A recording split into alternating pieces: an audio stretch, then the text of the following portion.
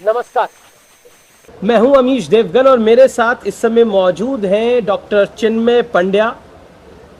Doctor चिन्मय पंड्या इतने पढ़े लिखे हैं कि शायद इस देश में ऐसे बहुत लोग होंगे, लेकिन इनके स्तर पर इतने कम ही होंगे। डॉक्टर पंड्या, आपका अभिनंदन है। और मेरा पहला सवाल आपसे यही है कि आप इस देश के एक बहुत बड़े स्कॉलर हुए, पंडित श्रीराम शर्मा आचार्य, उनके ग्रैंडसन हैं, पड़पौत्र हैं। तो सबसे पहले तो ये जानने की मेरे में उत्सुकता है कि आपकी आवाज़ इतनी मधुर है, आपके विचार इतने मधुर हैं, तो ये मधुरता उनसे सीखी या आपकी अपनी है? सूर्य के पास रहने का यदि किसी को अवसर मिले तो उसके जीवन में थोड़ी सी गर्मी आ ही जाती है जी। हम लोग तो पूज्य गुरुदेव के चरणों की धूल के बराबर हैं। उनका जीवन जिस शिखर पर था उसमें हम लोगों को ये सौभाग्य मिला कि निकट से देख पाए, सुन पाए, तो हमारे जीवन में भी जो छोटी मोटी योग्यता आई वो उन्हीं के समीप रहने से आ पाए। जी, लेकिन आपने इतना भव्य आयोजन किया है और इतना बड़ा, मैं व्यूअर्स आपको बताना चाहता हूँ, इतना बड़ा गायत्री परिवार जो है वो हुआ है और वो परिवार इस स्थान तक पहुंचा है। भारतीय संस्कृति में उसका एक बहुत बहुत बड़ा योगदान है। क्या कहना चाहते हैं और क्या आपको लगता है आज जो मुकाम गायत्री परिवार का है उसके पीछे के 3 बड़े पॉजिटिव कारण कौन से हैं? सबसे बड़ा पॉजिटिव कारण तो मेरे ख्याल से पूज्य गुरुदेव का अपना जीवन ही है। लगभग 42 वर्ष तो गुरुदेव एकांत में रहे जी। और बाकी के 38 वर्षों में उनने 3400 पुस्तकें लिखी। ऐसा 3400। हम लोगों की 12 लोगों की टीम थी, उनको 12 वर्ष लगे। कितने वर्ष में लिखी है 3400 पुस्तक? 38 वर्षों में गुरुदेव ने लिखी। लोग अपने जीवन में 3400 पुस्तकें पढ़ नहीं पाते, उन्होंने लिख ली जी। और ये पूरा का पूरा जो गायत्री परिवार बनाया वो इतना अभूतपूर्व बनाया। मतलब आज करोड़ों के करीब गायत्री परिवार के सदस्य हैं, 5000 से ज़्यादा केंद्र हैं, 80 से ज़्यादा देशों में शाखाएं हैं और उनमें से हर व्यक्ति के अंदर भावना एक ही है कि हम अपने आप को अच्छा इंसान बना पाएँ। तो जो सबसे बड़ा पॉजिटिव था वो यही था। और शायद दूसरे पॉजिटिव के लिए मैं आपको एक छोटी सी घटना बताता हूँ। गुरुदेव के जब 24 गायत्री महापुरुष संपन्न हुए, जो गायत्री की दृष्टि से सर्वोपरि साधना कही जाती है, संपन्न हुए, तो एक भारत के सबसे धनाढ्य व्यक्ति गुरुदेव के पास 11 करोड़ रुपए सन 51 में लेकर के पहुंचे, चरणों में रखे, गुरुदेव आप सोने का मंदिर बनाइए। गुरुदेव ने कहा बेटा पैसे में छूता नहीं, तेरे लूंगा नहीं, वापस लेकर के जा। एक बात बता कि भगवान सोने के मंदिर में बैठे और बाहर व्यक्ति को खाने को नहीं मिले तो भगवान को कैसा लगेगा? बोले तो स्कूल बना, कॉलेज बना, हॉस्पिटल बना, हमारे लिए वही भगवान के मंदिर हैं। तो जो सोच गुरुदेव ने दी वो इतनी गंभीर दी कि हमारी जो असली साधना है वो एक दुखी व्यक्ति के दुख को दूर करने में निवास करती है, वही हमारा भगवान है। यदि हमने उसके दुख को दूर कर दिया, उसकी पीड़ा से उसको मुक्त कर दिया, तो हमारा जीवन सफल हो जाता है। भारत में एक सांस्कृतिक पुनर्जागरण हम देख रहे हैं। रामलला का भव्य दिव्य मंदिर का निर्माण हुआ है। शायद ये पहला मौका है जब कोई हिंदुओं का धर्मस्थल उन्हें शायद वापस मिला है। मुझे ध्यान में नहीं आता 550 साल या उससे पहले में कभी ऐसा हुआ हो। जब वो रामलला अवतरित हुए, आपने दर्शन किए, देखे, तो आपको क्या महसूस हुआ उस पल? बहुत ही अलौकिक क्षण था। और मैं कल ही इस बात को कह रहा था कि कितने परम सौभाग्य का विषय है कि हम लोग ऐतिहासिक पौराणिक आख्यानों में पढ़ते हैं कि जब भगवान राम का पुनर्आगमन हुआ अयोध्या, तो अयोध्या लौटने के बाद जो पहला कार्य उन्होंने किया कि राम राज्य की प्रतिष्ठा के लिए अश्वमेध यज्ञ को करना अनिवार्य है जी।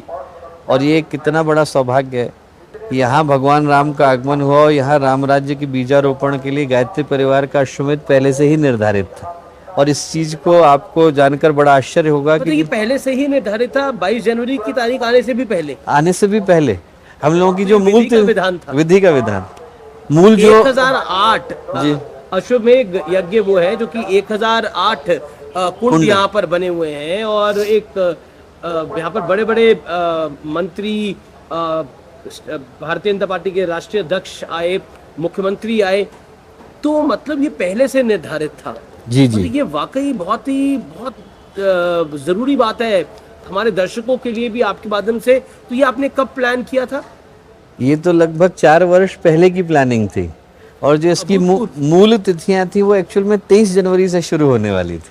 ये उससे भी बड़ा देवी संयोग है कि 22 जनवरी को भगवान का आगमन हुआ, 23 जनवरी से हम लोगों के अश्वमेध को प्रारंभ होना था। जी। पर चूंकि भारत के सभी प्रतिष्ठित लोगों को वहां पर उपस्थित होना था, तो उसके तुरंत अगले दिन सब लोगों का यहाँ पर उपस्थित हो पाना संभव न हो पाता, और प्रशासनिक चुनौती भी सरकार के लिए रहती।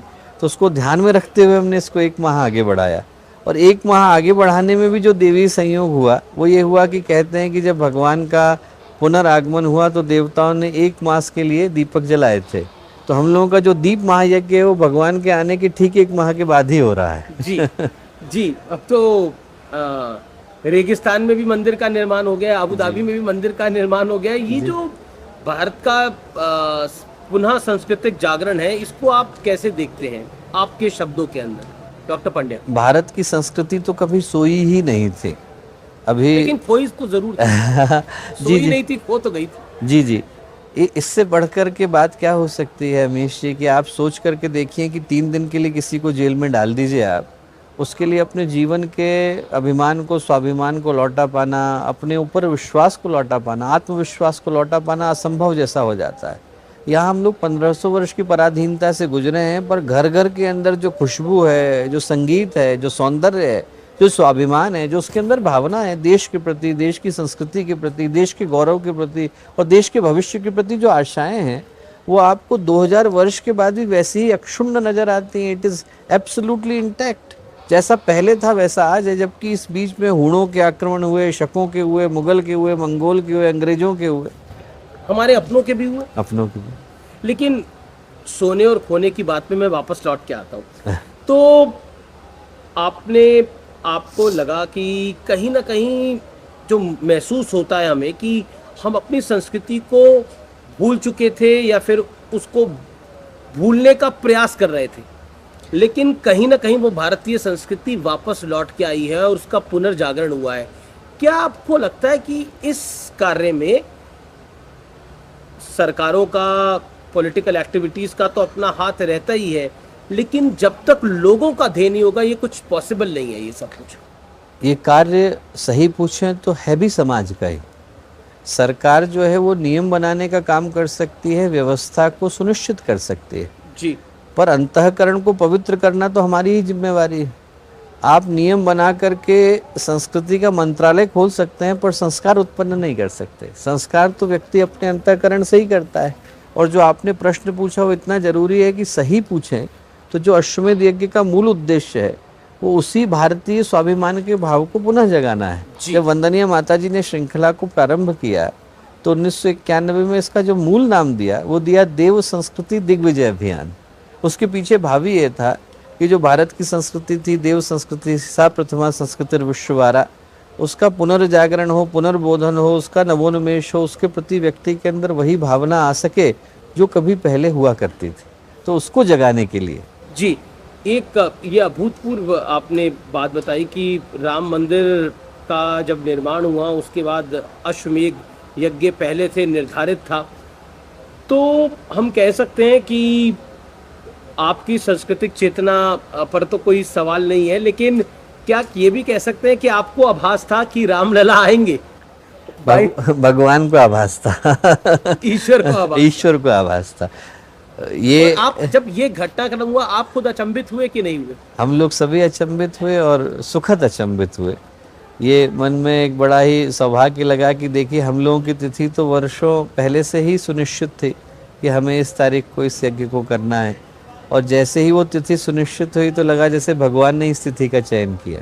जी, एक सवाल मैं आपसे पूछना चाहता हूँ, ये करोड़ों दर्शकों के लिए है जो इस समय हमें सोशल मीडिया के माध्यम से देखेंगे, वैसे टेलीविजन के माध्यम से देखेंगे, लोग नेगेटिव बड़े रहते हैं, तो पॉजिटिव रहने के लिए उनको क्या करना चाहिए? क्योंकि मैं आपकी टॉक सुन रहा था, अभी आप अंदर बोल रहे थे और आप इतना मधुर बोल रहे थे और इतनी पॉजिटिविटी के साथ बात कर रहे थे कि आप बहुत कटु बात भी बहुत सरल शब्दों में कह रहे थे। तो ये जो लोग नेगेटिव रहते हैं, जिन्हें लगता है कि हम बीमार हो गए हैं, अब हम कैसे ठीक होंगे, हमारा नुकसान हो रहा है, अब हम कैसे आगे बढ़ेंगे, उनके लिए आप क्या कहना चाहेंगे? जीवन में व्यक्ति क्या है कि बंद दरवाजे की ओर देखने में इतना मशगूल हो जाता है कि खुले को भूल जाता है। यदि व्यक्ति को कभी ऐसा लगे कि हम जीवन में संकट की परिस्थितियों से गुजर रहे हैं तो पहले तो याद रखें कि हमसे ज़्यादा संकट और कठिनाई से तो महापुरुष गुजरे थे। भगवान राम के जीवन को यदि हम देखें, हम उनकी चर्चा कर रहे हैं, चक्रवर्ती सम्राट बनने के लिए जा रहे थे। जी। इधर जो है गान शुरू हो गया है, ऋषि मुनि आ गए हैं, सबको आमंत्रण दे दिया गया है। भारत के 100 से ज़्यादा राजा उनके राज्याभिषेक के लिए उपस्थित हैं। और जितने गर्व गौरव के साथ भगवान सीढ़ियाँ चढ़े, उतने ही गर्व गौरव के साथ जैसे ही वनवास जाने की आज्ञा हुई, उसी मुस्कुराहट के साथ गए। हमारे हाथ में कोई समोसा रख दे और ले ले तो व्यक्ति का मन किलस जाता है। यहाँ पे चक्रवर्ती सम्राट बनने से वनवास मिला। राजा बन रहे थे, वनवासी हो गए। आप सोच के देखिए कि क्या उनके लिए कष्ट की घड़ी नहीं रही होगी। भगवान कृष्ण जो थे, उनके दूध के दांत नहीं गए। पूतना, अघासुर, बकासुर, इतने सारे असुरों से तो भगवान को लड़ना पड़ा। वो कह सकते थे कि भाई थोड़ा चैन तो लेने दो, अभी तो मैं पैदा ही हुआ हूँ, पर नहीं, भगवान को कष्ट से गुजरना पड़ा। ध्रुव को नहीं गुजरना पड़ा, प्रहलाद को क्या आग में नहीं उतरना पड़ा, सुधनवा को क्या खौलते तेल में नहीं उतरना पड़ा, ये कबीर को क्या पानी के अंदर डुबाया नहीं गया, गुरु गोविंद सिंह जी के बच्चों को क्या जिंदा चिनवाया नहीं गया। इतने सारे महापुरुष हैं, उनके कष्ट हमारे कष्ट के सामने तो उनके कष्ट हजारों गुना ज़्यादा बड़े थे। तो अगर जीवन है तो कष्ट तो होगा ही। जीवन है तो चुनौतियां हैं, बिना चुनौतियों के नहीं है। पर जो हमारे जीवन में संकट लाना जानता है, वो संकट से निकालना भी तो जानता है। तो संकट को आनंद की तरह ले, संकट को सौभाग्य की तरह वर्ण करें। एक छोटी घटना बताता हूँ मैं आपको। जी, भारत के बड़े प्रसिद्ध व्यक्ति हुए, वो गुरुदेव से मिलने के लिए गए। तो क्या है, बार बार गुरुदेव से बोले कि गुरुदेव ये व्यक्ति अच्छा नहीं, ये व्यक्ति अच्छा नहीं। तो गुरुदेव ने उनसे 3 बातें बोली। उन्होंने कहा, बेटा ऐसा है कि देख, एक बाग के अंदर गुबरेला भी होता है और भौरा भी होता है। जी। बोले एक जो है गंदगी पे बैठता है, एक पराग पे बैठता है। बोले तू तय कर, तुझे बैठना कहाँ है, लोगों के दोष देखने के गुण देखने। बोले लोगों के गुण देखेगा तो जिंदगी स्वर्ग बन जाएगी। दूसरा बोले कि देख, बच्चों में बड़ों में वैसे तो बहुत अंतर है, पर एक जो सबसे बड़ा अंतर है कि बच्चे जो है जैसे ही प्रॉब्लम आई वैसे ही मम्मी के पास जाते हैं कि देखो उसने मुझे डांटा, आप कुछ करो। बोले यदि बड़ा व्यक्ति ऐसा करे तो लोग हंसेंगे। बोले बड़ा व्यक्ति बड़ा हो जाता है जब उसके पास समस्या का समाधान आता है। तो यदि हमारी ज़िंदगी में समस्याएं हैं, वो तो हमें पता ही है, हमें समाधान की दृष्टि से सोचने की आवश्यकता है। एक सवाल, यूथ जनरेशन डिसिप्लिन कैसे लाए अपने अंदर? मैं आपसे ये सवाल इसलिए पूछ रहा हूँ क्योंकि आजकल फिर बहुत समय से हम देख रहे हैं कि डिसिप्लिन नहीं होता यूथ के अंदर। तो उसको आप क्या मैसेज देना चाहते हैं? और आपने अपनी यूनिवर्सिटी के अंदर एक डिसिप्लिन बनाया है, जो सबसे बड़ी चीज़ है, मुझे लगता है जिस चीज़ और आपने अपने जीवन में खुद डिसिप्लिन बहुत बनाया है। हम लोगों को तो कहाँ आप लंदन में थे और कहाँ आप यहाँ आ गए? जो मुझे लगता है सबसे ज़्यादा जिस चीज़ की आवश्यकता है, जिसके कारण डिसिप्लिन जन्म लेता है, वो ये है कि हमें उन लोगों को देखने की आवश्यकता है जो हमारे ही सामने हैं, हमारे ही आसपास रह रहे हैं, और जीवन की छोटी छोटी चीज़ें उनको प्राप्त करनी मुश्किल हो जाती हैं। हमारे यहाँ जैसे यूनिवर्सिटी में एक नियम है, आपने यूनिवर्सिटी का नाम लिया, कि हर बच्चा जो पढ़ता है उसको 1 माह की समाज सेवा करना अनिवार्य है। अच्छा, ये नियम है। बिना करे डिग्री नहीं मिलती। अगर ये हर यूनिवर्सिटी में शुरू हो जाए तो विरोध शुरू हो जाएगा दूसरी तरफ से। ये ऐसे कैसे करवा सकते हैं? इधर से हमारी एजुकेशन सब्सिडाइज्ड है। जी जी। हम लोग क्या है, बाकी की तुलना में एजुकेशन जो है सब्सिडाइज देते हैं, पर बदले में समाज के ऋण से मुक्त होने को उसे कहते हैं। पर एक घटना बताता हूँ, बहुत अमीर परिवार से एक बच्चा आया। वो जब पहली बार गया तो बहुत बस्तर में एक जगह पर वो गया था अपनी परिवीक्षा करने के लिए, जो सोशल इंटर्नशिप है। जब लौटा तो उसकी आंख में आंसू थे। बोले भैया, मैंने पहली बार देखा कि जितना खाना मैं फेंक देता हूँ उसमें तो एक परिवार पल जाता है। उसका जो जीवन का जीने का तरीका था वो पूरी तरह बदल गया। तो जब व्यक्ति क्या है, उन जगहों पे रहता है जहाँ पर वो देखता है कि जो मैं कर रहा हूँ उसका परिणाम क्या हो रहा है, तो उसके जीवन के बदलने की संभावनाएं और ज़्यादा हो जाती हैं। आप international festival of yoga, culture और स्पिरिचुअलिटी के चेयरपर्सन हो, तो आपकी नज़र में स्पिरिचुअलिटी क्या है, अध्यात्म क्या है आपकी नज़र में? अच्छा इंसान बनना। हर व्यक्ति को पता है कि अच्छा इंसान है कौन।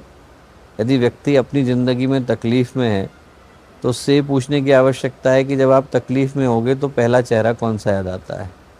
चाहे आपकी माँ का याद आता हो, आपके दोस्त का याद आता हो, आपके पिता का याद आता हो, जो चेहरा याद आता हो, जिसके पास आप कंफर्ट के साथ जाकर के रो सकते हैं और आपको भरोसा है कि वो आपको जज नहीं करेगा और आपके विषय में कोई बुरा नहीं कहेगा और आपको आगे बढ़ने का मार्ग बताएगा, बस वैसा ही इंसान बनने की आवश्यकता है। वही स्पिरिचुअल है। वही क्योंकि स्पिरिचुअल आजकल आज के युग में, आज की जनरेशन में एक लेटेस्ट ट्रेंड है। और ये व्यूअर्स, मैं आपको भी कह रहा हूँ कि I am very spiritual, but शायद कईयों को पता नहीं है कि स्पिरिचुअल होना होता क्या है। सो आपने बहुत अच्छे तरीके से इसको समझाया कि स्पिरिचुअलिटी एक्चुअली में है क्या। खुद को अच्छा, स्वयं को अच्छा इंसान बनाना ही स्पिरिचुअलिटी है। दो चीज़ें आपसे मैं जानना चाहूँगा। ये अश्वमेध यज्ञ चल रहा है, बहुत बहुत बड़ा कार्यक्रम है, बहुत बड़ा कार्यक्रम है।